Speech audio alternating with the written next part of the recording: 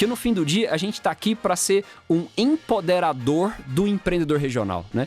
E aí que tá a beleza, a gente nunca quer ser ele, a gente não quer competir com ele, a gente quer fortalecer.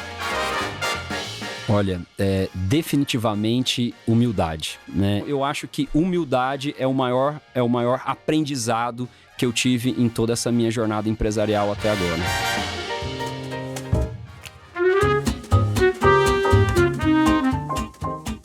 Bom dia, boa tarde, boa noite para quem está escutando ou vendo a gente. Hoje a gente vai falar de um ativo super diferente aqui para pessoas que começaram nos fundos, né, que não são listados. Hoje a gente chamou o Diego Siqueira, fundador da TG Cor, para a gente conversar um pouquinho sobre como é que essa casa que está em Goiânia faz seus investimentos. E junto sempre com a minha fiel escudeira, Natália de Sá. Olá, muito obrigada, Diego, por estar aqui com a gente hoje. Olá, Carol. Olá, Nath. É um prazer estar aqui hoje no Outliers e vamos falar muita coisa legal aqui para vocês.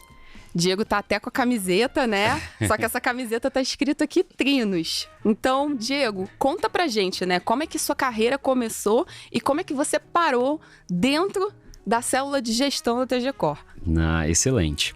Bom, eu adoro contar essa história, né? Eu sou natural de Goiânia, né? Nasci lá, minha família é toda de lá. Mas no ano de 2001, eu vim para São Paulo fazer faculdade. Eu me formei em administração de empresas pela Fundação Getúlio Vargas, pela FGV. E logo no começo da minha carreira, eu tive a oportunidade de trabalhar numa das maiores gestoras de fundo imobiliário do Brasil na época, né? E nessa gestora eu tive o primeiro contato com a indústria de fundos imobiliários, que eu acabei ficando encantado, porque na minha opinião, o fundo imobiliário ele consegue unir dois mundos que até então para mim viviam um pouco separados, né? Que é a beleza e o glamour do mercado financeiro, mas a materialidade da economia real do mercado imobiliário, né? Porque quando se investe num fundo imobiliário, especialmente como os nossos, esse dinheiro vai para uma SPE, né? E dentro dessa SPE a gente permuta ou compra terrenos. Conta pra gente que é uma SPE. Tecla SAP aqui. Boa. A SPE é uma sociedade de propósito específico, né? É uma empresa que é criada para se desenvolver um empreendimento imobiliário. Então, toda vez que o empreendedor vai fazer um prédio, ou um condomínio de casas, ou um loteamento, cria-se essa SPE para desenvolver esse empreendimento. Então, sei lá, poderiam ter, sei lá, a Cirela tem vários empreendimentos. Ela tem várias SPEs. Sócios para cada um ter o seu percentual e aquela caixinha. Exatamente. Então, a Cirela tem vários empreendimentos e cada empreendimento é criado, né, até pelo nome, Sociedade de Propósito Específico para desenvolver aquele empreendimento. Então, quando o nosso fundo aporta o dinheiro na SPE, esse dinheiro é utilizado para comprar ou permutar terrenos, né, contrata engenheiros, arquitetos, advogados, fomenta toda uma cadeia de suprimentos que acaba gerando emprego, renda e crescimento econômico, né? Então, com toda essa situação, logo no começo da minha carreira, isso me deixou muito encantado e me deu aquele clique, falei, é isso que eu quero fazer para minha vida, né?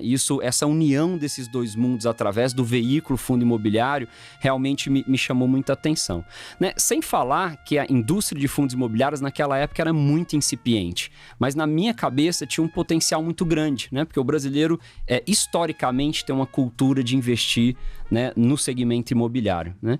E aí eu comecei a estudar, comecei a tentar entender como é que funcionava essa indústria de fundos imobiliários. E para minha surpresa, quando eu fui levantar as posições dos principais gestores, eu percebi que eles restringiam as suas atuações no eixo Rio e São Paulo, né? Mas principalmente com os grandes incorporadores, né? Cirela, Gafisa, etc, né? E como um bom goiano, né, fora do eixo Rio e São Paulo, eu falei, por quê? Por que esses grandes fundos não olham para o resto do Brasil, que é um país de extensões continentais, que tem as suas belezas e riquezas espalhadas por todo o território nacional?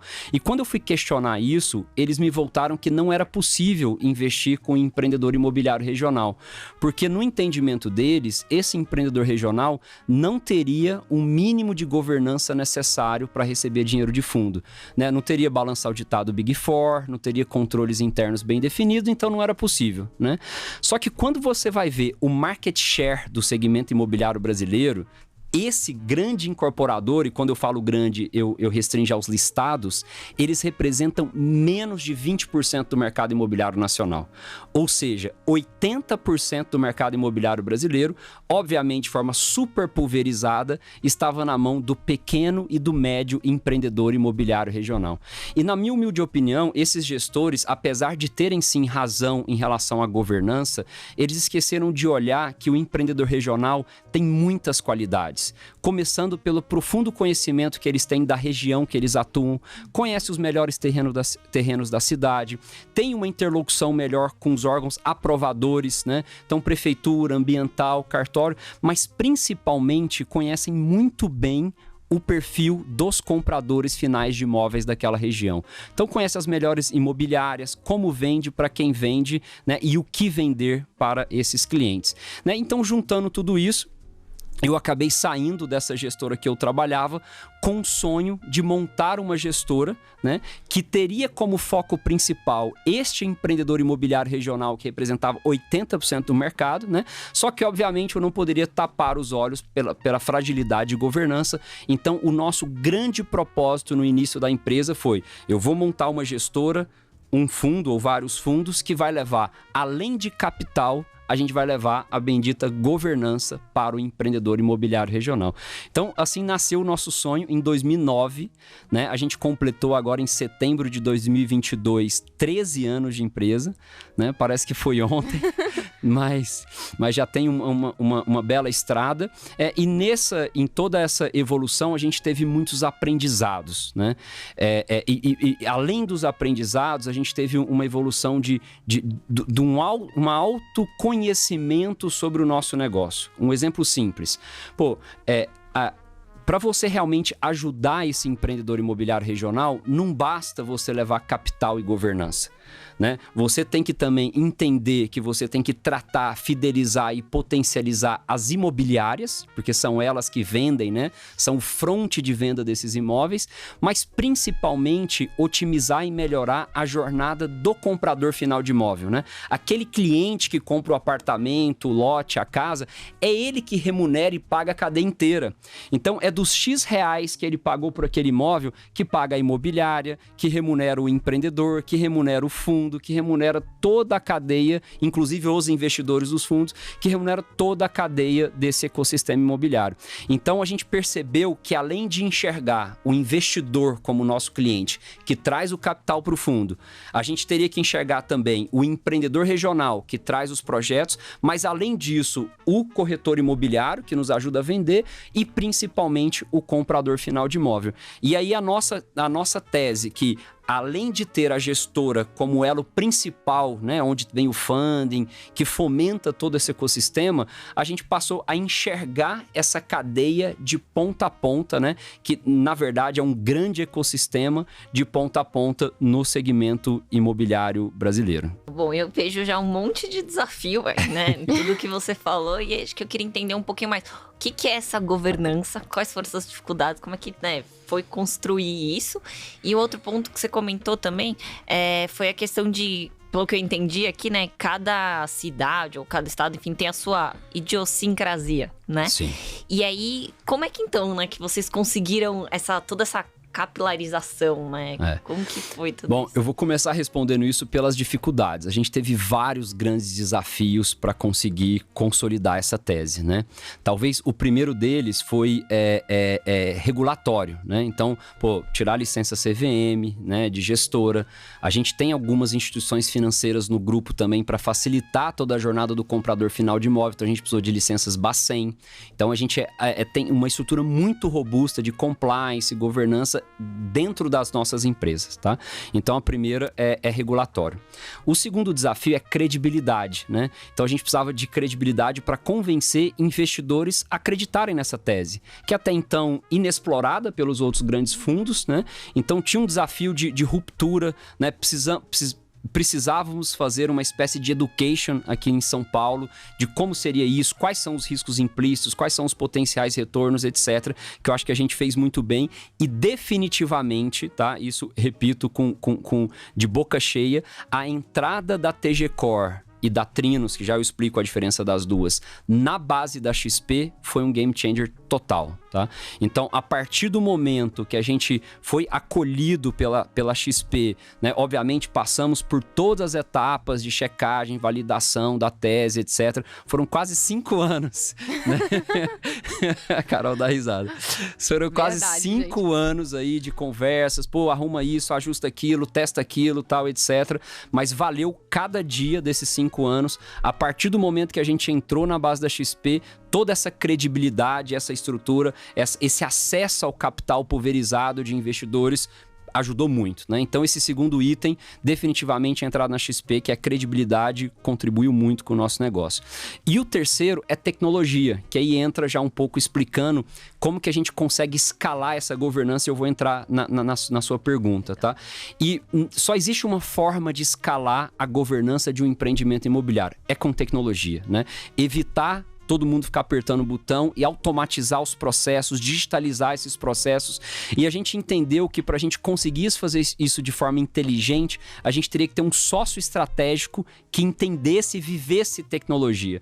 E tivemos o grande prazer, em 2019, de conhecer um rapaz chamado André Street, que para mim é uma das mentes mais geniais que eu tive a oportunidade de conhecer e trabalhar, fundador da Stone Pagamentos, né, um dos maiores cases de sucesso empresarial no Brasil, e através do André Street eu apresentei a tese para ele, né, ele ficou encantado com toda a nossa estrutura, ele nos apresentou o Beto Sicupira e a LTS, né, e para nossa felicidade, o André Street e o Beto Sicupira, via LTS, acabaram virando nossos sócios no final de 2019, né? E eles definitivamente, nesses 3 anos que a gente vem tendo essa sociedade, ajudaram muito a gente nessa maturidade, né, dessa governança em si, né? Mas também de como digitalizar isso, né? Sem falar em toda a parte de cultura organizacional, que eles são espetaculares, metodologia de gestão, né? Entre outras coisas, a gente é muito feliz de ter tido essa oportunidade de ter o Beto e o André como sócios, né? Como eles gostam mesmo de falar, sócios atletas, não sócios torcedores, né? Então, realmente estão no campo com a gente aí, tocando a bola para chutar pro gol, né? E aí, indo direto para a sua pergunta, né? Como que seria essa governança do empreendimento? Como eu mencionei, cada empreendimento imobiliário é criado uma SPE, uma sociedade de propósito específico. Então, imagina que tem um terreno, né? Vamos dar um exemplo lá em Cuiabá, no Mato Grosso, né? Um terreno que tem uma aptidão para fazer um condomínio de casas, né? Então, cria-se uma SPE, integraliza esse terreno nessa SPE, e esse terreno que é que vai virar o empreendimento de casas prontas, ele tem todo um processo para que isso se transforme numa casa pronta para o cliente comprar, né? Então você começa com a parte de projetos, que é feito pela SPE com time de estruturação. Então, dentro da Trinos hoje, a gente tem todo um time, uma mesa para revisar e otimizar projetos imobiliários, né? Então, desde projeto de infraestrutura, arquitetura, né? Toda essa parte de projetos, tá? Depois que o projeto está pronto, você começa a fazer toda a parte de orçamentação, né? Quais são os itens que eu vou ter que comprar para construir cimento, tijolo, asfalto, poste de luz, cabos de energia, entre outros, né, centenas de itens que a gente faz uma orçamentação, né? E como o Brasil é muito grande, cada orçamento em cada região, principalmente devido à cadeia de suprimentos, isso pode oscilar. Então, a gente chama de um orçamento paramétrico, né, feito à medida para aquela região específica, né? E a gente tem uma mesa dentro da Trinos para fazer e dar suporte em toda a orçamentação e comunicação com a cadeia de suprimentos, né? Então a gente fala com a indústria, vai comprar elevadores para fazer um prédio, a gente fala com a indústria de elevadores, vai comprar asfalto, a gente fala com a indústria de asfalto, então aço, a gente fala diretamente com a indústria. Então a gente tem uma economia de escala, né, bastante robusta nessa cadeia de suprimentos devido à compra em grandes volumes, né? E aí você tem toda a parte de implementação dessa obra, né? Então, para seguir o cronograma físico-financeiro, então nós temos um time hoje com 105 engenheiros civis dentro da Trinos para acompanhar e monitorar cada evolução dessa obra, né? E além disso, num segmento imobiliário, você não termina a obra inteira para começar a vender. Isso é meio feito em paralelo. Então, você começa a obra, então você tem o fluxo físico-financeiro da obra e, ao mesmo tempo, você lança vendas e começa a fazer os contratos de compra e vendas. Aí entra o time de secretaria de vendas, assinatura de contrato, fluxo de recebimento, cobrança, contencioso, e a gente tem toda essa estrutura, né, para fortalecer a SPE e também complementar, né? Só que a gente só faz esse negócio todo que eu mencionei, a governança para vocês, se tiver um empreendedor local. A grande beleza e o grande segredo, se é que existe um segredo dentro do nosso negócio, é contar com a expertise do empreendedor regional. É esse empreendedor que traz esse skill de profundo conhecimento da região, de localização, de aptidão do empreendimento, de aprovação, né? Muitos dos compradores querem sentar com o dono do empreendimento para fechar o negócio e ele está lá na região, ele conhece, todo mundo sabe onde ele mora. Então isso traz uma credibilidade. Na minha humilde opinião, esse elo nosso com o empreendedor regional é que, de uma certa forma, permite que o nosso negócio seja escalável, né? Se você for parar para pensar um pouquinho, em 2009, 2010, as grandes incorporadoras fizeram IPO e todas que tentaram fazer uma expansão nacional acabaram se machucando e voltando para suas respectivas regiões, né? E eu até escutei de um grande incorporador no começo do nosso negócio, falou, pô, Diego, isso aqui é muito difícil, porque tem deseconomia de escala devido às peculiaridades de cada região. Como que a gente conseguiu mitigar isso? Trazendo o empreendedor para o nosso lado. E assim, e do fundo do coração, essa relação nossa com o empreendedor é muito boa, porque como a gente está, na maioria das vezes, no equity do empreendimento, ou seja, o fundo fica sócio da SPE, não tem perde-ganha ou ganha e perde. Ou a gente ganha com ele, ou a gente perde com ele. Então a gente está do mesmo lado da mesa. Então você tem um alinhamento, né? A Carol fala muito disso. É muito importante você ter um alinhamento de interesse, né? E trazendo talvez até um pouco dos skills do segmento financeiro, a gente coloca triggers de performance para o empreendedor. Legal. Então, pô, se ele atingir uma velocidade de venda mais rápida do que se imaginava, ele tem um prêmio. Então, além de ter o interesse alinhado do empreendimento como um todo, a gente potencializa esse alinhamento de interesse, trazendo performance de uma remuneração maior em percentual de dividendo para o empreendedor regional. Então, a governança, ela não tem nada genial, é tudo que todo mundo sempre fez, só que de forma organizada, sistematizada, digitalizada e aproveitando a eficiência de escala. E aí, Diego, deixa eu até fazer um paralelo, né? A gente tem diversos fundos imobiliários, mas geralmente a gente tem, vou tipificar aqui em 3. Os fundos que compram ativos de crédito, né, que a gente chama de fundos de papel. Sim. Tem os fundos que a gente chama de fundos de tijolo, que de fato compram empreendimentos. E o de vocês, o que eu entendo é que entra, digamos assim, é um fundo de ações, porque está comprando participação nessas SPEs, mas focado em empreendimentos imobiliários. Eu posso tipificar assim, né? Porque todo mundo fala é de tijolo, é de papel. Cara, eu vejo que, pô, é quase um fundo de investimento em participações, né? Você tá comprando um ativo, desenvolvendo esse ativo, vendendo esse ativo. Você participa, né? Você verticalizou a cadeia inteira do começo ao fim. Eu gosto muito da nomenclatura de fundo de desenvolvimento imobiliário, né? Então, como você mesmo falou, a gente participa do desenvolvimento imobiliário daquele ativo, né? Daquele apartamento, daquela casa, daquele loteamento, né? Então, a gente é um fundo majoritariamente de desenvolvimento imobiliário, que a maior parte da nossa posição é ter ações, sociedade dessas SPEs, mas a gente também deixa um pedaço estratégico dentro do fundo, que hoje representa em torno de 10% do nosso portfólio, tá? De 10% a 15% do nosso portfólio, que é para fazer crédito, né? Que aí sim tem a parte de recebíveis imobiliários, mas majoritariamente é de desenvolvimento. Ótimo. E esse percentual de crédito é vocês que originam? Vocês compram no mercado? A maioria esmagadora é que sai dessa cadeia de originação que a gente criou, esse ecossistema. Então, esses mesmos empreendedores que eventualmente fizeram sociedade conosco, às vezes eles têm outro empreendimento já performado, que tem uma carteira de crédito saudável, e eles normalmente nos buscam. Pô, a gente já está fazendo uma sociedade aqui, vocês teriam interesse de securitizar essa outra carteira? E aí a gente acaba fazendo essa operação de securitização, obviamente num percentual um pouco menor do que o desenvolvimento, que é a nossa principal tese. E aí vale uma reflexão. Por quê? Pô, Diego, por que vocês focam em desenvolvimento em vez de focar em crédito. Porque, assim, de uma forma bem humilde, existem muitas gestoras que são muito boas em crédito, né? Nós acreditamos, modéstia à parte, que nós somos uma delas, tá? Mas existem muitas outras que também são tão boas quanto. Agora, na parte do equity, na parte da sociedade em SPS, requer uma estrutura muito robusta, né? E eu não cheguei a comentar, mas hoje nós temos 660 pessoas no time da Trinos, né? Então, 660 pessoas são 105 engenheiros civis, 30 contadores, uma galera na parte de cobrança e atendimento de pós-venda, né? 150 pessoas no time de tecnologia, que é a parte da digitalização, programação de todos esses softwares que a gente desenvolveu. Então, assim, para que outras gestoras consigam fazer muito bem a parte de equity, eles também vão ter que ter essa mega estrutura.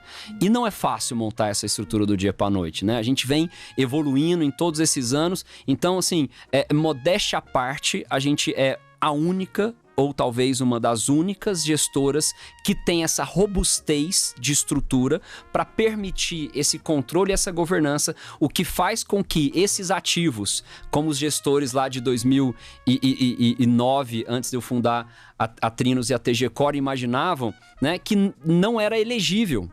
Então, essa estrutura que permite que esses ativos se tornem elegíveis para o mercado financeiro, a indústria de fundos imobiliários. E aí vale mencionar, pessoal, que a Trinos nasceu em 2009, né? A gente completou 13 anos, com uma licença da TG Core, que é a nossa asset. E aí, para quem não sabe, TG de TG Core é Trinos Gestão, né? Então a Trinos é a nossa holding que detém toda essa estrutura de governança, controladoria, monitoramento, etc. E a TG Core, que é a Trinos Gestão, né?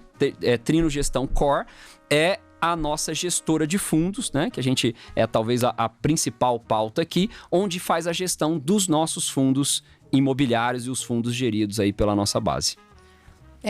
E aí, hoje, eu ia perguntar, né, quantas pessoas tem no conglomerado como um todo.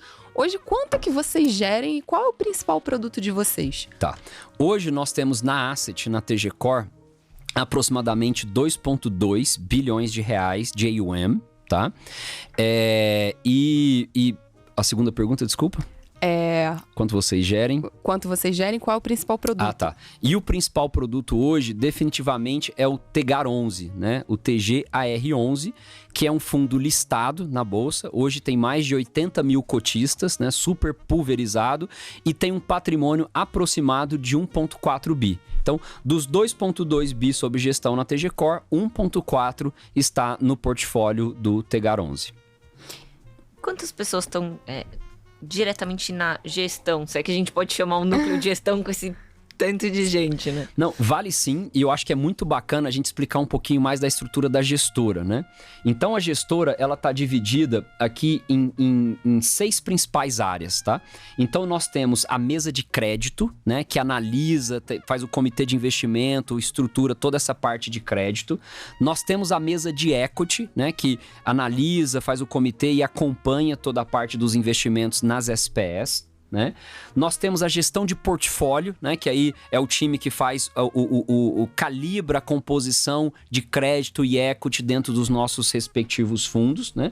Nós temos uma área muito importante, né? Que a gente valoriza muito, que é o time de risco e compliance, né? Nós temos uma diretora de risco e compliance muito experiente, está com a gente há muitos anos, né? Inclusive a nossa sócia. Né? Nós temos a mesa de operações, né? Que no fim do dia a gente tem ativos listados, né? E nós temos a área de RI, relacionamentos com investidores. Então, todas essas 6 áreas fazem parte da Asset, da TG Core, tá? Então, e hoje a gente deve ter aproximadamente aqui na TG Core próximo a 60 pessoas, né? Então, 10% do conglomerado Trinos, da holding Trinos, é o time de gestão, né? Que no fim do dia eles são representantes dos cotistas, são os guardiões desse capital, né? Para garantir que esse capital está sendo bem investido, que ele está acompanhando todos os eventuais riscos, né? Muito importante, a gente tem um relatório lá que a parte de controle e acompanhamento da Trinos fornece para a TG Core, que é o PXR, que é o previsto versus realizado. todo mês, né, o time de governança, de controle, fornece para a TG Core esse relatório, e a TG Core é que recebe como um cliente interno esse relatório e fala, pô, esse aqui tinha uma previsão de venda de vender X imóveis esse mês, vendeu menos. Pessoal de estratégia de comercial e vendas, o que vocês estão fazendo? O que nós vamos propor para reverter esse quadro de venda inferior ao projetado? E aí sai um plano de ação dessa reunião e o time de estratégia de venda vai implementar. Aí volta no mês seguinte, falou, ó, time de gestão, aquela ação que nós realizamos teve efeito e a venda esse mês superou as nossas expectativas.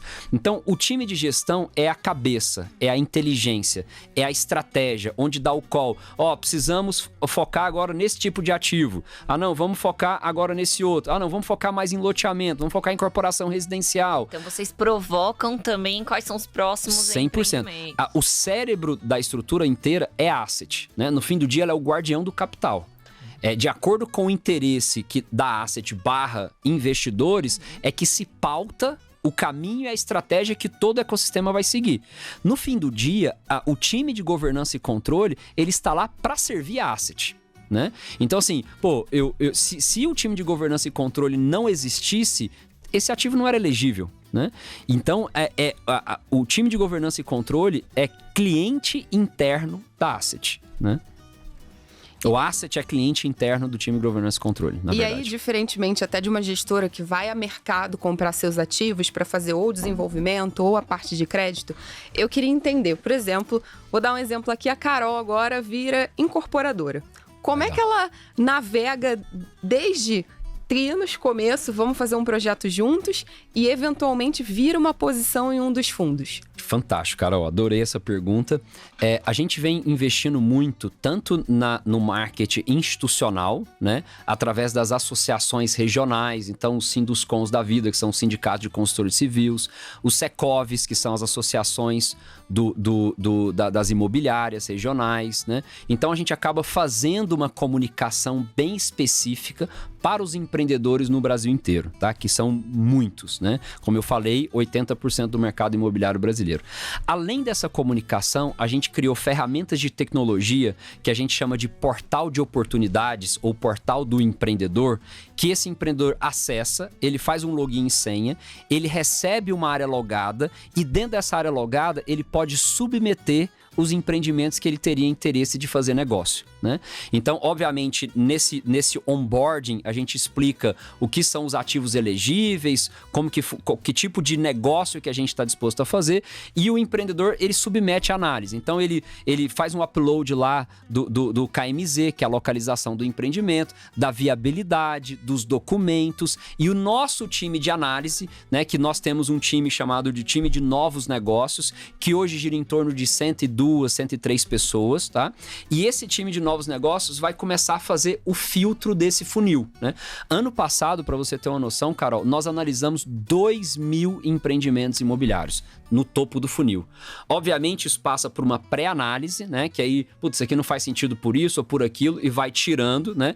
O nosso aproveitamento final que a gente investiu desses 2.000 empreendimentos foi aproximadamente 110 empreendimentos. Isso representa de 5 a 6% de aproveitamento, né? Obviamente, vem muita coisa quadrada, e quanto mais a gente comunicar para o mercado que tipo de ativo que a gente olha, diminui isso, mas ao mesmo tempo tem um rigor muito grande de critérios para que o ativo consiga entrar na nossa base. Afinal de contas, a gente está ali para selecionar os melhores ativos disponíveis no mercado, né? Então, tem um time chamado de Novos Negócios que é focado 100% com a ajuda dessa ferramenta de tecnologia para interação. E é muito legal, Carol, que quando o empreendedor submete a análise, ele consegue acompanhar como se fosse os correios, em que etapa o empreendimento dele está. Tá na pré-análise, não, agora tá na análise, tá em comitê de investimento, foi aprovado em comitê, tá vindo a proposta para você, né? Não, agora você aceitou a proposta, já tá em MOU, agora tá em formalização ou está liquidada, né? Então tem toda uma esteira de processo que ele consegue acompanhar através desse portal do empreendedor, e esse mesmo portal, uma vez o empreendimento for investido, é através dele que o empreendedor acompanha todos os demonstrativos contábeis, todos os dashboards de resultado, de TIR, de margem, de lucro, de velocidade de venda, de exposição, que ele acompanha via essa ferramenta de tecnologia. Então, com a ajuda do André e do Beto, a gente conseguiu colocar isso, que é sensacional, de digitalizar isso e simplificar, né? Porque no fim do dia, a gente está aqui para ser um empoderador do empreendedor regional, né?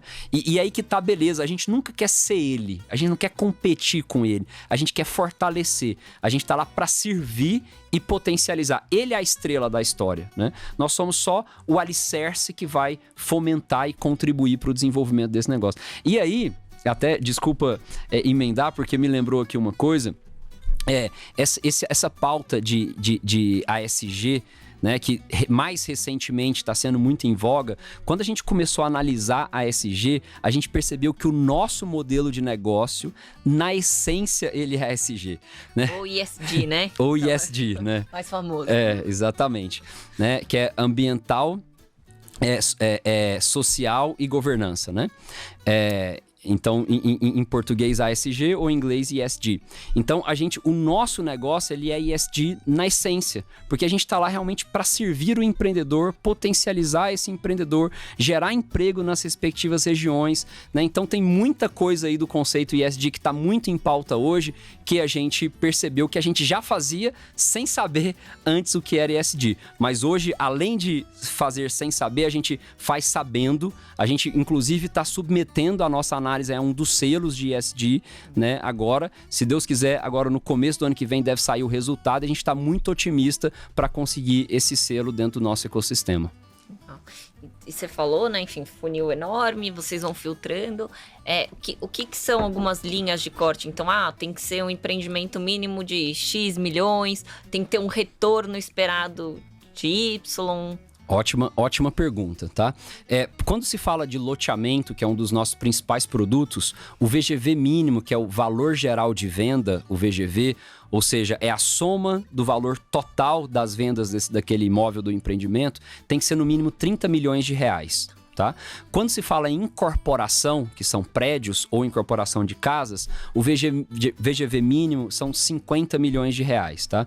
E a gente busca um produto imobiliário que atenda como se fosse o meio da pirâmide de classe social no Brasil, que são clientes finais compradores de imóveis que vão de renda familiar mensal de 3 a 20 salários mínimos. Tá? Então a gente não vai muito nem no extremo, nem muito lá no Casa Verde e Amarela, que seria a base da pirâmide. Então a gente busca, normalmente são esses principais cortes, além obviamente de exposição, né, que aí a gente vê como é que é a barriga de exposição esperada, né, que aí não tem um número, é simplesmente uma análise ali do... Que é barriga de exposição. Boa. Porque o empreendimento imobiliário, quando você fica sócio, como você começa a fazer obra antes de ter a receita, a entrada do dinheiro, existe uma barriga de exposição, como se fosse uma curva J, né? Então você coloca dinheiro primeiro para depois ter o lucro lá na frente. Primeiro pegar o seu dinheiro de volta, depois ter o lucro, né? Então, a barriga de exposição é um dos critérios, mas não existe uma marca, a barriga de exposição máxima é isso ou aquilo. Tem um ticket médio que giraria aí na casa de 20 a 25 milhões de reais, tá? De barriga de exposição, tá? E um outro ponto muito importante é o retorno esperado, né? Em qual que é a TIR, a taxa interna de retorno daquele investimento. E a nossa TIR, obviamente, para ativos de equity é um pouco mais alta, que gira ali na casa de 20% ao ano real, tá? Então a gente busca 20% ao ano real. E quando mais 20? Exatamente. Algum indexador inflacionário mais 20, né? E na parte de crédito seria aproximadamente 12%, né? Que é o famoso quase 1% ao mês, né? Que todo mundo sempre fala, né? Que dá 12,67 para ser mais exato, a juros composto, né? Então, 1% ao mês também real, né? Corrigido algum indexador inflacionário. Então, esses são normalmente os principais cortes. Mas aí tem também regiões, né? A localização do imóvel é muito importante, né? Então, é muito difícil o empreendimento não ter sucesso no final da história se ele for muito bem localizado. Então, se ele estiver no lugar certo, beleza, lancei o empreendimento no lugar certo, veio uma crise e não vendeu. Daqui a pouco a crise passa e vai vender, entendeu? A TIR vai sofrer um pouquinho, mas você vai ter um bom resultado. Agora, se você escolher o lugar errado, né? Mesmo com a economia boa, você não vai conseguir um bom resultado daquele empreendimento. Então, entender que direção as cidades estão crescendo, e aí reforça a tese. O empreendedor regional é primordial, porque ele vive aquela região, ele sabe dessas tendências, sabe como funciona a sistemática ali, o que nos potencializa ou nos facilita ser mais assertivo nessas posições. Legal. E só pensando no fundo, né? Então, essas duas caixinhas de renda fixa e renda variável, vamos chamar assim. Vocês têm mais ou menos o que é um objetivo, né? E um intervalo aceitável para cada uma dessas caixinhas. E como é que fica, então, o retorno esperado do fundo? Boa. A gente tem como tese, como eu mencionei para vocês, por ser o nosso diferencial, em que a maioria ou a posição majoritária do fundo seja de desenvolvimento, seja de equity ou sociedade nas SPS, né? E quando se fala maioria, nós entendemos aí em torno de 2/3 ou mais. Então, 67% necessariamente vai estar ali na posição de equity, né? Agora, a posição de crédito, ela pode oscilar de acordo com o momento de mercado. Então, às vezes surgem oportunidades, a gente pode sair de 15% de crédito e ir para 30%, né? Ou abaixar um pouquinho. Então vão de acordo com as oportunidades que o mercado está oferecendo. Então é mais ou menos assim que a gente pondera. O nosso diferencial maior é fazer operações de equity, mas a gente vai ponderando de acordo com o momento econômico brasileiro. E todas as operações são originadas dentro de casa, dentro da Trinos? Olha, eu não diria todas, porque também, mais recentemente, até pelo desafio de cenário macroeconômico, tá tendo um mercado secundário, principalmente de operações de crédito, tá? Então, a gente vem surfando aí, porque a gente vem conseguindo manter o nosso ritmo de captação, de funding, né, com a XP, e que é um diferencial hoje, né? Nem todas as outras gestoras de real estate estão conseguindo manter esse ritmo, e com isso acabaram surgindo oportunidades de aquisição de créditos estruturados pelo mercado. Mesmo sendo estruturados pelo mercado, a gente tem todo um processo de validação, de entendimento daquele ativo, como se fosse estruturado dentro de casa, né? Mas não é um ponto restritivo, tá? Mas na sua maioria é feito pela nossa própria esteira. Bom, e aí dentro desse blend, né, de 2/3 ou mais de equity e o restante de crédito, nós estamos entregando, tá? E aí de forma prática, que tá público nos nossos relatórios, né, de dividendo líquido para os nossos investidores de 15% a 16% ao ano de dividendo, tá? Nós entendemos que a cota patrimonial, além do dividendo isento, que é a geração de caixa do fundo, ela oscila ali na casa de mais 2% ao ano. Então, nós entendemos que a gente entrega os 16, de 15 a 16 líquido em dividendo, mais uma valorização de 2% patrimonial ao ano. Lembrando que os fundos imobiliários listados não necessariamente andam a cota de mercado junto com a patrimonial, mas a patrimonial é sim uma referência. Então, na prática, no longo prazo, uma deveria refletir a outra. Vocês começaram em Goiânia, fora do eixo Rio-São Paulo, Diego. E a carteira do fundo, ela é focada mais em Goiânia? Como é que está a pulverização dessa carteira? Quais regiões vocês fazem? Excelente pergunta. Hoje, Carol, nós temos mais de 300 empreendimentos investidos, localizados em 110 cidades, 110 municípios e 24 estados, né? Então, a gente pode falar com convicção que a gente tem uma atuação nacional, né, de 24 estados, né? No entanto, nós temos uma concentração maior em regiões que tenham as suas economias vinculadas ao agronegócio, né? Então, a gente é muito forte naquele cinturão da soja, Mato Grosso, sul do Pará, tá? A gente é muito forte no Mato Piba, né, que é sul do Maranhão, sul do Piauí, noroeste da Bahia, nordeste do Tocantins. E a gente é muito forte naturalmente no estado de Goiás, até por estarmos lá, Triângulo Mineiro expandido e o interior de São Paulo, tá? Então, essa mancha central no Brasil, que tem uma correlação muito grande com o agronegócio, talvez represente a maioria das nossas posições. Só para você ter uma referência, estado de Goiás e São Paulo juntos representam 1/3 da nossa posição. Os outros 2/3 estão nas outras regiões e talvez mais concentrado nesses outros estados que eu mencionei agora. Quando a gente pensa no agronegócio, tem uma representação gigante, né, do PIB do Brasil. E quando a gente olha o mercado financeiro, né, imagina, chega nada parecido a isso. Mas tudo isso pensar aqui com você o quanto que de macro impacta no SUS, quanto que preocupa vocês, quanto vocês levam em consideração na hora de fazer esses empreendimentos, na hora de escolher uma região?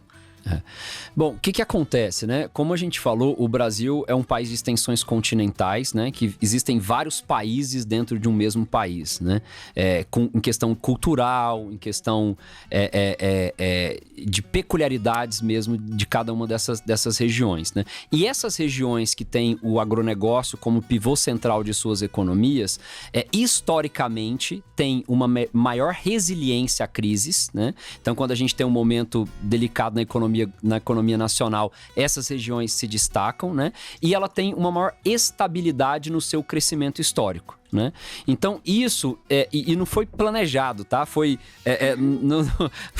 realmente no teste e o aprendizado, né? Então, empiricamente, a gente percebeu que os empreendimentos que a gente lançava nessas regiões, eles tinham mais resiliência, tinham um retorno mais consistente, etc. Então, a gente acabou concentrando um pouco mais nisso. Mas cada região tem as suas características, não quer dizer, o Nordeste, talvez regiões lá do Nordeste que não tenham agricultura e pecuária, que não seja um bom negócio, né? Ou no Sul, ou no próprio Sudeste, em algumas regiões específicas. Então, a gente está, sim, aberto para olhar empreendimentos no Brasil inteiro, mas talvez com uma ênfase maior nessas regiões, né? Que, historicamente, repetindo, o cenário microeconômico dessas regiões tem um resultado um pouco melhor do que a média nacional. Em termos de... Você falou bastante, né, dessa exposição maior ao agro, mas em termos de empreendimento, vocês são mais agnósticos ou gostam mais de comercial, industrial, residencial? Como é que funciona? Ótima pergunta, Carol. A gente tem uma preferência absoluta pelo segmento residencial, tá? No fim do dia, todo mundo precisa morar, né? E de acordo com o estudo da FGV que saiu e do JP Morgan que saiu em 2019, tá? O Brasil, com o crescimento natural da população, tem uma demanda, sem falar de déficit habitacional, tô falando só com crescimento populacional. A gente tem uma demanda de 1,5 milhão de novas residências por ano. Tá? Se você pegar, Carol, e multiplicar esse 1,5 milhão por um ticket ali, de 178 mil reais por imóvel, que não é um valor astronômico, mas condizente com a realidade de média baixa renda que o Brasil tem na sua população, a gente tem aí 270 bilhões de reais de VGV todo santo ano, né? Então, assim, é um mercado gigantesco. É um mercado gigantesco. Então, dado isso, e além desses 280, 270 bilhões de VGV por ano, a gente ainda tem a parte do déficit habitacional, né? Que sim, precisa ser considerada, que ainda tem mais um volume relevante, né? Então, no segmento residencial, ainda tem uma oportunidade muito grande, né? Então, os grandes incorporadores representam um pedacinho desse número, né? Ah, Diego, mas será que vende 270 bilhões por ano? Não, porque tem muito self-construction, tem muito, né, as pessoas construírem as suas próprias casas. É comum na cultura brasileira, né? O cara chama o primo, o vizinho, o amigo e vai lá e constrói a casa. Mas, cara, joga que 50% é a construção própria. Os outros 50%, cento e tantos bilhões por ano, vão vender. Vão comprar. Então, assim, a gente acredita muito no segmento residencial e mais do que isso, Carol, saiu uma pesquisa do Datafolha no começo desse ano que falou que o brasileiro, tá? 87% do brasileiro respondeu que valoriza mais a conquista da casa própria do que, se não me engano, não vou lembrar certinho, mas religião, ter filhos e educação.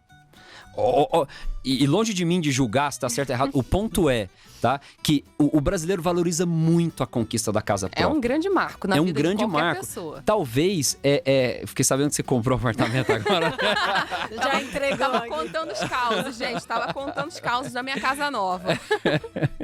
Bom, então assim, normalmente é o maior comprometimento financeiro que as famílias fazem no decorrer das suas vidas. Então assim, é uma conquista muito importante. E um negócio tão importante pro brasileiro, pro comprador final de imóvel, e normalmente é uma experiência, uma jornada horrível, devido à burocracia, à complexidade, à ineficiência, à demora. Então, assim, dentro do propósito da Trinos e da TG Core, a gente quer exatamente atuar nisso. né, melhorar a jornada de aquisição e propriedade imobiliária no Brasil, né? Então, tendo a gestora como grande pilar de levantar capital e conseguir oxigenar essa engrenagem, mas fornecendo todo esse serviço de governança, controle, etc., não só para o empreendedor, que é o nosso veículo parceiro, mas também para o corretor e capacitado e para o comprador final de imóvel para melhorar essa jornada. Então, assim, a nossa principal tese é resolver essa dor na sociedade brasileira da aquisição da casa própria. E por isso a nossa preferência pelo segmento residencial.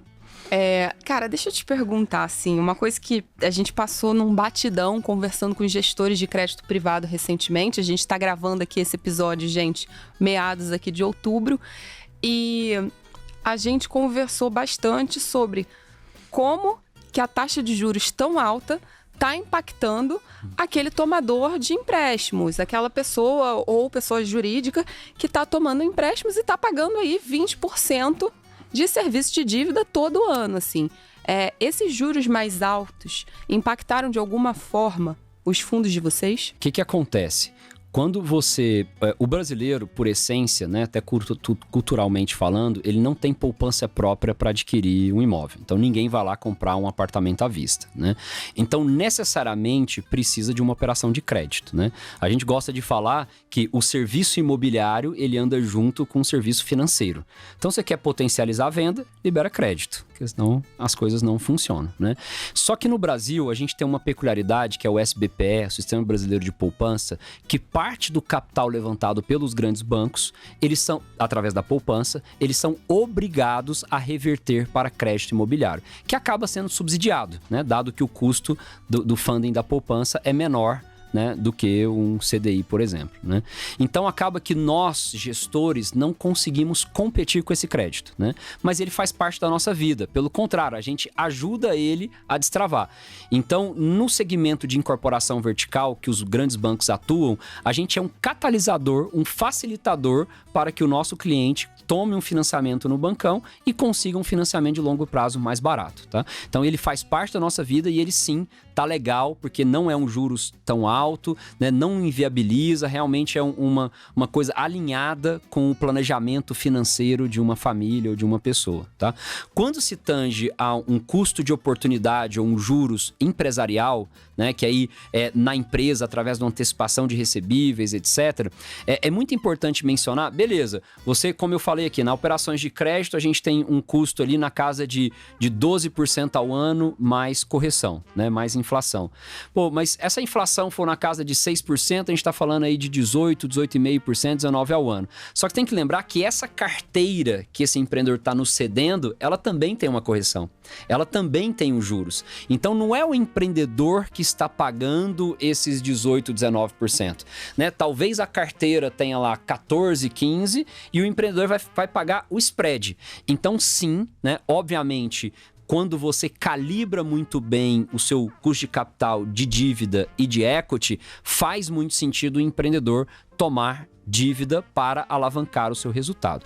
No entanto, se existe uma coisa que quebra empreendimento imobiliário, chama-se alavancagem em excesso, né? Principalmente quando você pega um cenário econômico conturbado, né? Então a gente viu aí nas últimas crises, que não foram poucas, que o Brasil viveu aí nos últimos 10 anos, muitas incorporadoras e empreendedores que acabaram tropeçando por causa de excesso de endividamento. Então, se eu tivesse a possibilidade de aconselhar ou orientar os empreendedores, eu buscaria o mínimo de alavancagem possível para cada empreendimento, tá? Quando se tange a loteamento, que é uma parte relevante da nossa carteira, a gente tem alavancagem zero dentro dos nossos fundos. Então, 100% da exposição de obra dos empreendimentos são arcados com capital próprio do fundo. Então, não tem dívida, é só equity, né?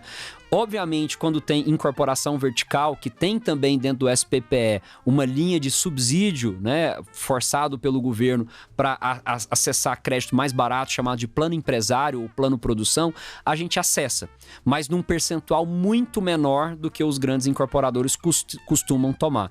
Então, a alavancagem, ela sim quando usada de forma inteligente, pode ser uma coisa legal. Mas em excesso, pode ser realmente a ruína. Por isso que a gente toma o maior cuidado do mundo, loteamento, alavancagem zero, incorporação o mínimo possível, que é o que pode, de alguma forma, trazer risco para o empreendimento imobiliário. E dentro da estratégia do fundo, então você falou de loteamento, de incorporação, quais são todas as estratégias dentro do fundo hoje? Como é que tá mais ou menos dividido em...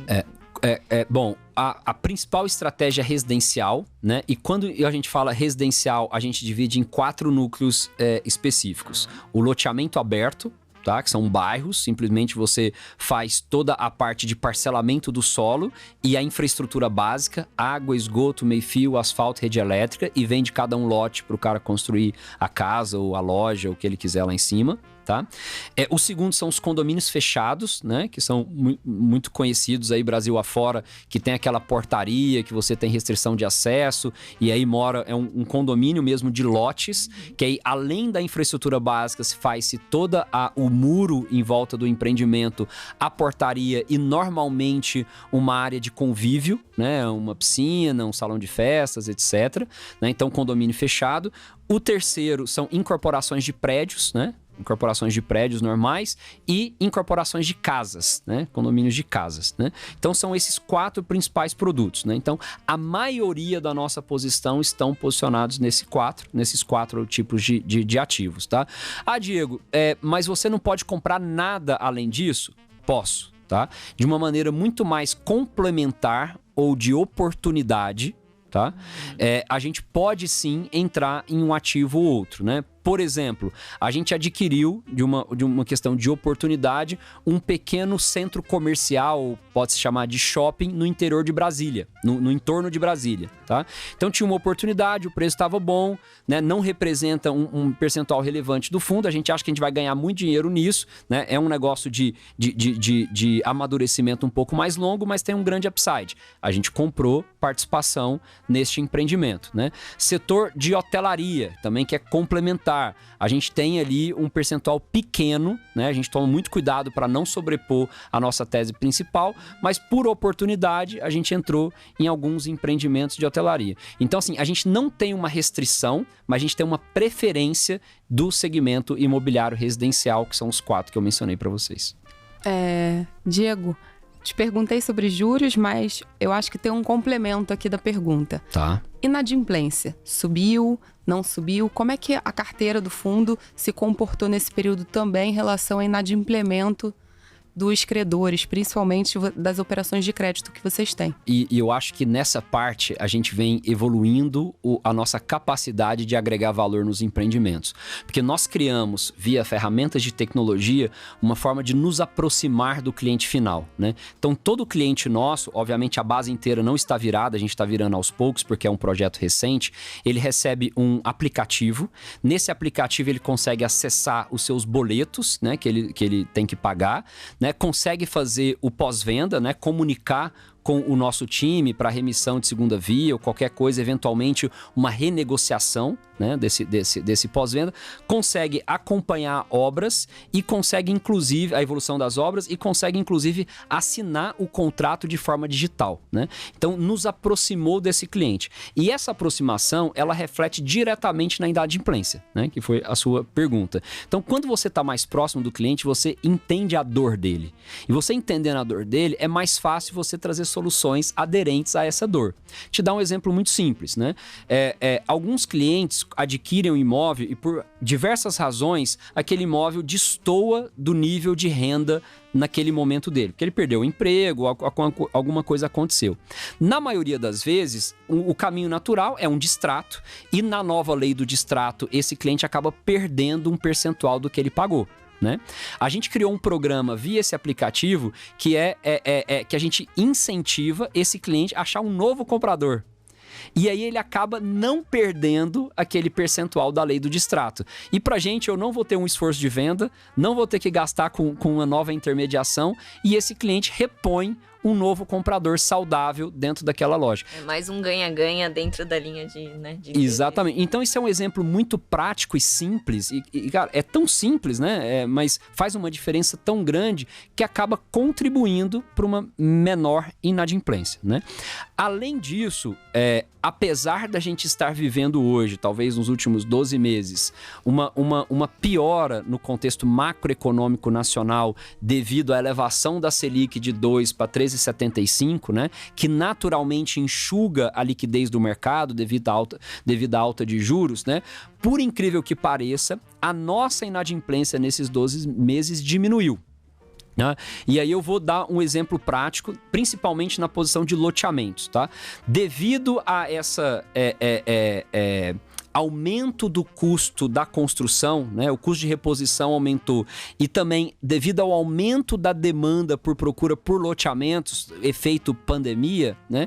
O preço do metro quadrado de loteamento subiu muito nos últimos 24 meses. Então, dá um exemplo aqui para vocês. Nós temos um empreendimento lá no entorno de Goiânia que nós compramos esse empreendimento, investimos nesse empreendimento em 2020. Né? Em 2020, o metro quadrado desse empreendimento girava em torno de R$ 580, R$ 600, o preço do lote, o metro quadrado. Tá? Hoje, esse mesmo empreendimento está sendo comercializado a R$ 1.600 o metro quadrado. Então, o cara que comprou a R$ 600 lá atrás, ele faz de tudo para não perder esse ativo, né? Nem que ele venda o ágio, que ele pega dinheiro emprestado com um amigo para manter o pagamento em dia para ele não perder. Porque se ele perder esse ativo via um distrato, ele vai deixar muito dinheiro na mesa, né? Então, por causa desse efeito, né? Eu sei que isso é uma questão pontual, né? A gente teve, mesmo nesse momento de alta de juros, uma diminuição da nossa inadimplência nos últimos meses. Só uma última pergunta aqui antes do nosso momento Marília Gabriela. A gente queria saber como é que é ter como sócios, né, e trabalhar ali junto com o André Street e com o Beto Sicupira. Olha, eu posso dizer que para mim é quase uma realização de um sonho, né? Porque a gente acompanha muito a história, principalmente do Beto, né? Com toda a evolução aí de 3G, com todas as empresas bem-sucedidas que ele desenvolveu junto com seus sócios, né? E o André, mais recentemente, com todo o sucesso empresarial que ele tem, né? E nós termos a oportunidade, né, de conviver, de poder contar, de poder tirar dúvida, de pedir orientação, né, nas tomadas de decisão que nós temos, porque o nosso negócio, apesar de ser encantador e apaixonante, na minha humilde opinião, ele é cheio de desafios, né? Tem muito desafio, né? Então, desde a parte do suprimento, a relação com os empreendedores, né? Toda essa cadeia de evolução da jornada do comprador final de imóvel. Então, ter conselheiros como eles para nos ajudar na tomada de decisão e na escolha do melhor caminho a ser trilhado, né? Pra gente é sensacional, né? E uma coisa que eu gosto de dizer é que definitivamente a entrada deles no nosso negócio, além de ajudar muito nessa questão da tomada de decisão, ajudou muito até no nosso autoconhecimento sobre o negócio, né?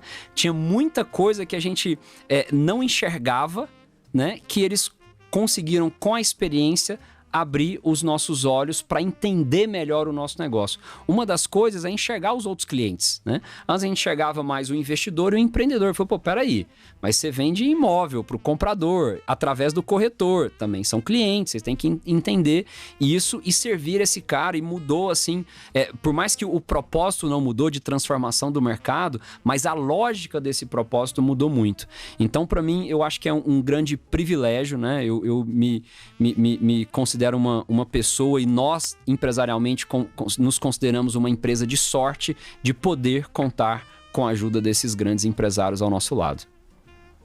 Muito bacana. Diego, a gente chegou aqui no nosso momento que a gente brinca, que é o momento Marília Gabriela, né? Onde a gente vai perguntar um pouco mais de você. E com a primeira pergunta, a gente sempre gosta de perguntar: você está lendo algum livro? E se sim, você recomendaria aqui para os ouvintes ou telespectadores do Outliers? Bom, em livro, eu sou apaixonado pelo livro Sonho Grande, né? Ele tá na minha cabeceira e eu leio ele sempre que eu posso, né? Então, Já li e reli várias vezes, então definitivamente se eu pudesse recomendar um livro, eu recomendaria O Sonho Grande, que conta a história do trio, né, do Beto Sicupira, do Jorge Paulo, do Marcel Telles, em toda a evolução, desde o Garantia, desde as suas vidas, né, quando infância, etc, que cada um trilhou, até o sucesso empresarial que eles chegaram aí ter a maior cervejaria do mundo, né, que é a Bembev, né? Então definitivamente esse livro é a minha recomendação, além do Fora da Curva 3. Fica aqui, né, que a gente teve a honra de participar como um dos integrantes, né, que é um livro escrito pelo Florian Bartunek e pela Ariane Abdala, né, que é uma moça sensacional, inteligentíssima, né, que fala da história de empreendedores, né, voltados mais para o segmento de tecnologia, no caso do 3, né? Fica a dica também do Fora da Curva, Fora da Curva 2 e Fora da Curva 1, mas o Fora da Curva 3 fala mais do segmento de tecnologia. A gente teve a honra de participar como um dos integrantes, mas tem várias outras histórias muito legais de empreendedores do segmento de tecnologia que vale a pena a leitura. Legal, de todas essas leituras e de que você já vivenciou, que você acha que foi a lição mais importante de empreendedorismo que você teve? Olha, definitivamente humildade, né? E eu tava até lendo um material que, inclusive, tem 3 semanas nós fizemos uma imersão da empresa, da Trinos e da TG Core. Nós fomos para um hotel, mais de 500 pessoas, sexta, sábado e domingo, né? Para fazer workshops, treinamento, alinhamento cultural e tal. E eu fiquei lá quase 2 meses pensando o que eu ia deixar de principal mensagem e recado para a turma, né, que eu gostaria de replicar aqui, né? Eu acredito sim em capacidades pessoais, né, que um executivo ele vai evoluindo, né, que tem os níveis de liderança, o líder nível 1, que é aquele cara que tem muito conteúdo, que estudou muito, que tem as suas capacidades individuais. Tem o líder nível 2, que é aquele que consegue trabalhar em grupo, que agrega dentro de um grupo de pessoas para potencializar um ao outro. Tem o líder nível 3, que ele consegue coordenar esse grupo, né? Consegue dar punch, direcionamento, como um líder desse grupo, né? E tem o líder nível 4, ou empreendedor nível 4, que ele consegue aliar tudo isso com humildade, né? Então, você trazendo todas essas competências individuais, grupo e de liderança com humildade, você sempre destrava ali um bloqueio de aprendizado, né? E assim, isso eu vejo muito na turma lá da LTS, né? Pô, a gente participa de uns treinamentos junto com eles, que são mensais, com professores das grandes faculdades do mundo, né? Harvard, Stanford, etc. Cara, pra mim é sensacional sentar do lado de um Beto Sicupira para aprender, né? Para mim... O olho até brilha, quem tá ouvindo não tá vendo. Então, assim, um cara do nível que ele chegou e tá buscando conhecimento, né? Tentando entender as mudanças do mercado, cenário, isso é sensacional. Isso é nitidamente a humildade na essência, né? Você ter a humildade de aprender com tudo e com todos, né? Você aprende desde uma conversa com o faxineiro do seu escritório até com um grande CEO de uma empresa. E aí sim, na minha humilde opinião, até nesse material que eu li e recebi sobre humildade, é aí que transforma um líder super qualificado dos grandes líderes extraordinários, né? Então, na minha humilde opinião, né, Guilherme Benchimol é um cara desse definitivamente, né, que alia competência com humildade. O André Street é um líder definitivamente, né, o Beto Sicupira, entre outros. Então eu acho que humildade é o maior aprendizado que eu tive em toda essa minha jornada empresarial até agora. Nossa, muito bacana. Pensando aqui, a gente conversa muito, né, sobre investidores, sobre as pessoas físicas acessando o fundo de investimento, investindo. O que você consideraria o erro médio de um investidor quando está avaliando um fundo listado? Boa. Eu acho o seguinte, tá? O investidor, quando vai selecionar o seu portfólio, né, além de contar com a ajuda dos assessores da XP, que eu acho que ajuda muito, né, que são pessoas que estão ali frequentemente acompanhando todos os produtos disponíveis, né? Mas eu também acredito que o investidor tem que fazer o papel dele, né? O seu dever de casa, de entender o motivo dos rendimentos que os fundos estão dando, né? Muita gente se pega apenas daquele rendimento daquele mês. Mas o que motivou o rendimento daquele mês pode não existir no mês que vem, né? Então, se as pessoas entenderem a origem daquele rendimento, eu acho que mitigaria muito o risco de fazer um mau investimento, né? Então, no nosso caso, a pessoa entender que o rendimento, o dividendo que a gente paga lá de 1,2, 1,3 ao mês, que dá os 16% ao ano, ele é oriundo do resultado operacional de um empreendimento imobiliário, né? Que a gente escolheu um terreno junto com o empreendedor regional, que fez o projeto, lançou, fez a obra, vendeu, e é exatamente dessa venda, ou seja, da relação da receita menos as despesas e os custos que geram o lucro, é que vem o dividendo, né? Então, você entender de onde que vem o dividendo, eu acho que é primordial para você ser cada vez mais assertivo nos seus investimentos. Sim, você já começou a resposta da pergunta que eu ia te fazer. Mas o que você olharia antes de investir num fundo imobiliário, né? E se não fosse a TG Core, né? Se a TG Core permitisse, que outras gestoras você investiria? Olha, eu vou me permitir não falar um nome específico, porque eu tenho vários parceiros de gestão, né, que são concorrentes ou realmente parceiros de mercado que eu admiro muito o trabalho, né? Então seria injusto da minha parte mencionar só um, tá? Mas sim, eu olharia a estratégia em si dessa gestora, né? Se ela tem um propósito claro ou se ela fica pulando de galho em galho com a moda de mercado. Ah, não, a moda é fazer isso, então vai fazer isso. Não, agora a moda é fazer aquilo, vamos fazer aquilo. Não, eu acho que a gestão é um projeto de vida, não necessariamente a sua tese de mercado vai estar na moda toda hora. Então, o gestor tem que ter resiliência e focar no que ele acredita e no que ele é bom, né? Aquele gestor que quer fazer tudo acaba não fazendo nada bem feito, né? Então, eu tenho uma série de gestores no meu setor, que é onde eu acompanho mais, que eu admiro, e que são também comprados com uma missão de vida, com um propósito de focar numa estratégia específica e entregar o melhor de si para aquela estratégia. Muito bacana. E aí, Diego, uma pessoa que marcou a sua vida, não precisa ser na vida profissional, pode ser na pessoal, profissional, e por quê? Olha, eu vou falar aqui 3 pessoas, na verdade, né? Uma eu vou falar a minha mãe, né? Minha mãe definitivamente é uma pessoa que marcou muito a minha vida pelo incentivo que ela me deu desde o início, né? De sair de Goiânia, vir para São Paulo, fazer faculdade. Não era uma coisa tão lógica, né? E para mim e lá para minha família, então queria falar isso.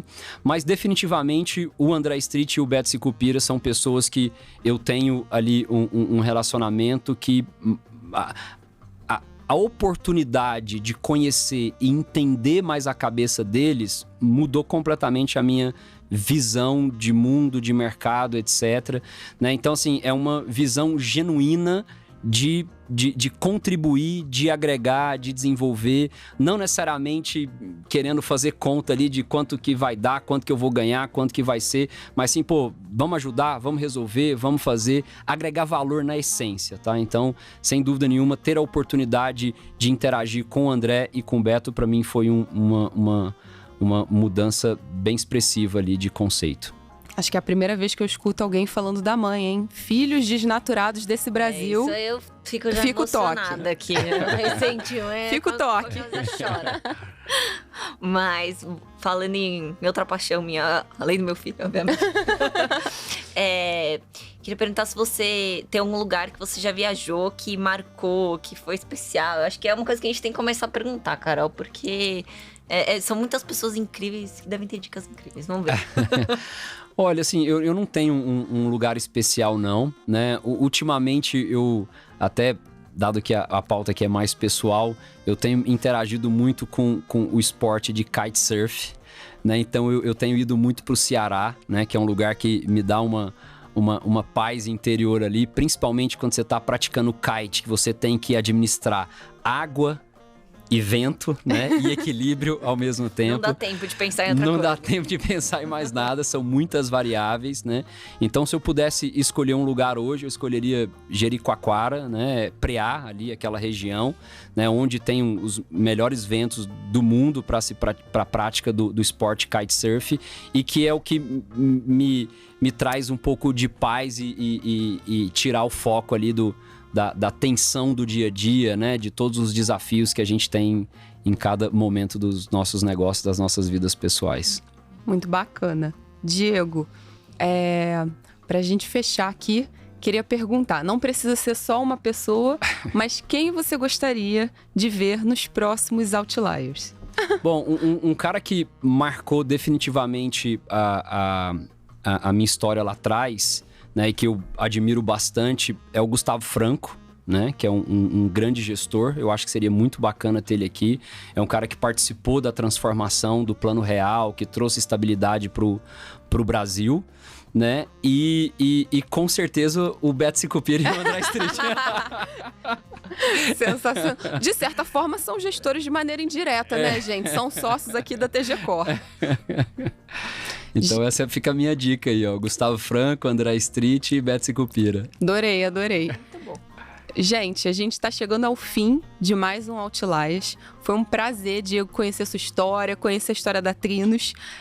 Para quem quiser conhecer um pouco mais sobre a TG Cor, vocês têm redes sociais, têm LinkedIn, pode falando aqui para ajudar fazer com que todas as pessoas conheçam a história de vocês. Show de bola. A gente tem redes sociais, né? A gente tem um Instagram da Trinos, que a gente coloca @SomosTrinos, né? Então, @SomosTrinos, tanto no Instagram como no LinkedIn. Então, fiquem à vontade de acessar, né? E eu na física, que acabo focando também, e é difícil muito separar a vida pessoal e profissional, né? Então, a gente utiliza o meu Instagram também para levar conteúdo para os nossos investidores, parceiros, etc.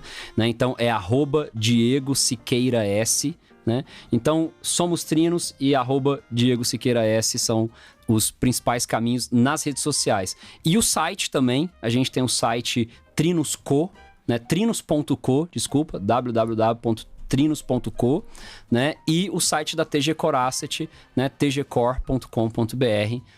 Vale a pena aí entrar, que tem muita informação. A gente valoriza muito a transparência de relatórios. A gente, por muitas vezes, é citado, talvez, por uma gestora que tem o maior corpo, a maior transparência de conteúdo de relatórios do mercado. Então, vale a pena conferir os nossos relatórios. Muito bacana. Gente, para quem quiser acompanhar, né, o que a gente está fazendo, com quem a gente está gravando, o que a gente está postando, é só me seguir em @RSO_Carolina. Natália, com th.d.sa. Gente, muito obrigada. Foi um prazer estar aqui com vocês. Tchau, tchau.